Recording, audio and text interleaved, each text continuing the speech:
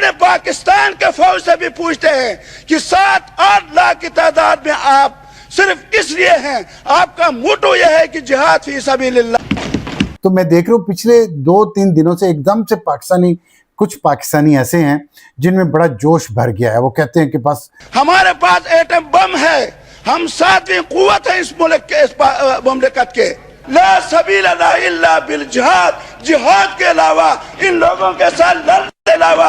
बड़ी जज्बाती कौम है, हम सारे जज्बाती, मैं भी खुद भी जज्बाती हूँ, लेकिन हर वक्त ही जज्बाती रहना, हम जंग के लिए इतना फौरन तैयार हो जाते हैं, 2 घंटे की लोड शेडिंग हमसे बर्दाश्त नहीं होती। और ये अकेला वाकया नहीं है चीमा साहब, उससे पहले मुंबई हो चुका था, जो बड़े वाकयात हैं 2008 में हुआ, उससे पहले 1993 में मुंबई पे ही अटैक हुआ था। और हमने सर उस दर्द को फील नहीं किया, अनफॉर्चुनेटली उसको शेयर नहीं किया।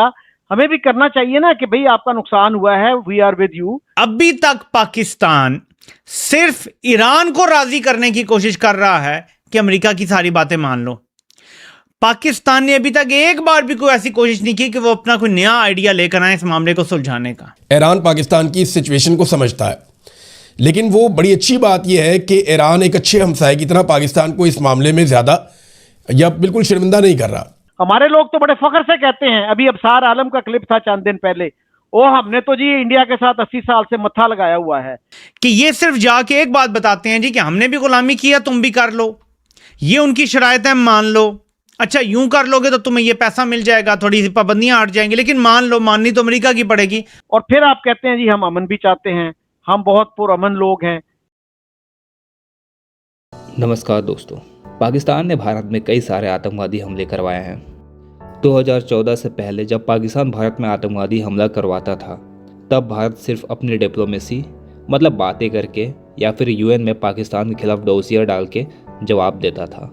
लेकिन 2014 मोदी जी के आने के बाद से ये सारी पॉलिसी बदल चुकी है। अभी पिछले साल जब पाकिस्तान ने पहलगाम अटैक किया था, तब भारत ने सीधा पाकिस्तान में मिसाइल मारे थे। उससे पहले 2019 में हमने सर्जिकल स्ट्राइक्स भी की थी। लेकिन दोस्तों कहते हैं ना, दुनिया बदल जाएगी लेकिन पाकिस्तान का दोगलापन वो कभी नहीं बदलेगा।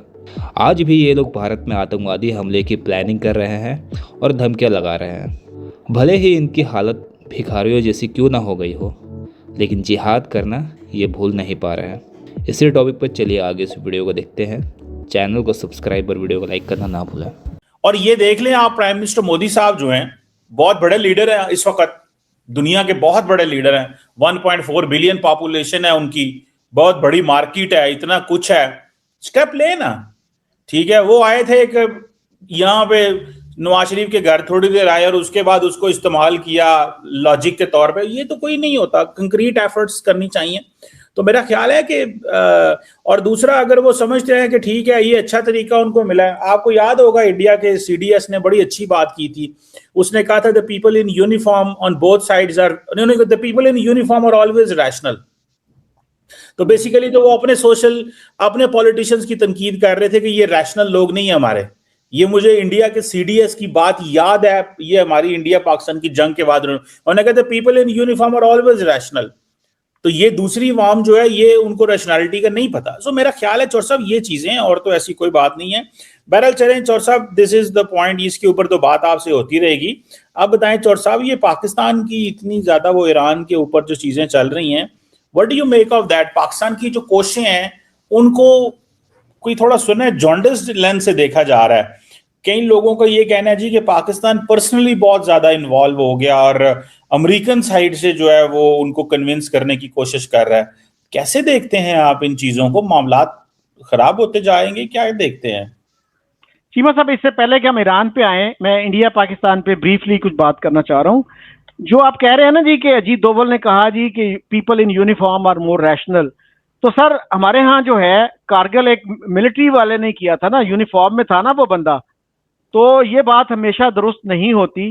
मिलिट्री वाले भी बहुत इर्रेशनल फैसले कर सकते हैं, सिविलियंस भी बहुत इर्रेशनल फैसले कर सकते हैं। तो आप प्लीज, मेरी आपसे यही रिक्वेस्ट होगी कि हिस्ट्री को जो है ना थोड़ा सा ऑब्जेक्टिवली देखिए, ऑनेस्टी के साथ देखिए, उसके बाद आपको इतना मुश्किल नहीं लगेगा कि इंडिया और पाकिस्तान के ताल्लुकात क्यों बेहतर नहीं हो सकते। हमारे लोग तो बड़े फख्र से कहते हैं, अभी अबसार आलम का क्लिप था चंद दिन पहले, वो हमने तो जी इंडिया के साथ 80 साल से मत्था लगाया हुआ है। उससे पहले अब्दुल कादिर हसन थे हमारे सीनियर जर्नलिस्ट, वो 1971 में लिखा करते थे, अरबों को ताने देते थे कि तुमसे इतना छोटा सा इसराइल है वो नहीं संभाला जाता, हमने इतने बड़े इंडिया को नकेल डाली हुई है। इस तरह की लैंग्वेज हमारे सीनियर लोग इस्तेमाल करते हैं।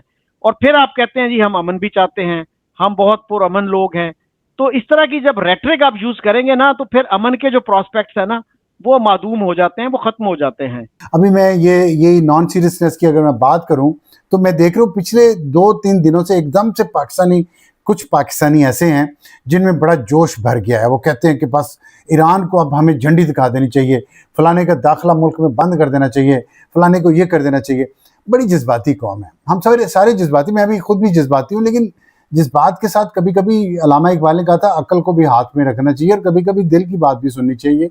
ये बात ठीक है, लेकिन हर वक्त ही जज्बाती रहना, हम जंग के लिए इतना फौरन तैयार हो जाते हैं, 2 घंटे की लोड शेडिंग हमसे बर्दाश्त नहीं होती।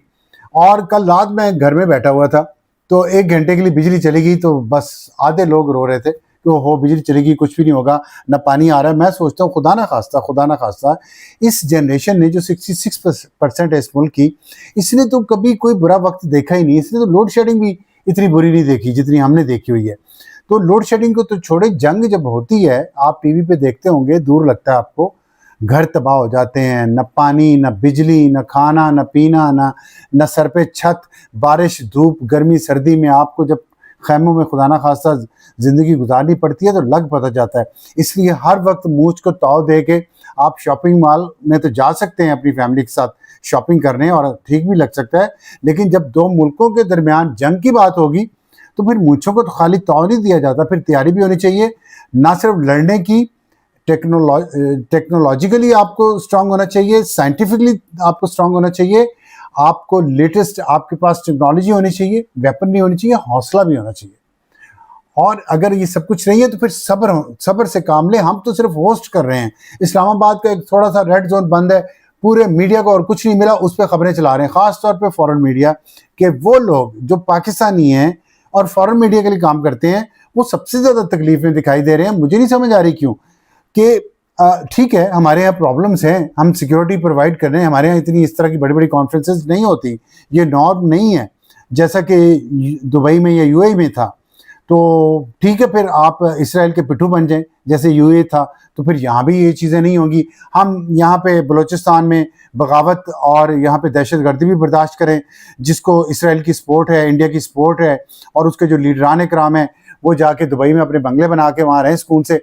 क्या हम ऐसा कर सकते हैं कि कराची में या इस्लामाबाद में वो लोग बंगले बना के रह रहे हों जो दूसरे मुल्कों में दहशतगर्दी कर रहे हों, यूएई में कोई फटा कर रहे हों या किसी और मुल्क में कोई फटा कर रहे हो? नहीं हो सकता ना। तो फिर ऐसे ही है, थोड़े बहुत हमारे यहाँ प्रॉब्लम है, इसको हौसले से बर्दाश्त करें और इतनी जल्दी ना ही बहादुर बना करें ना ही बुज़दिल बना करें।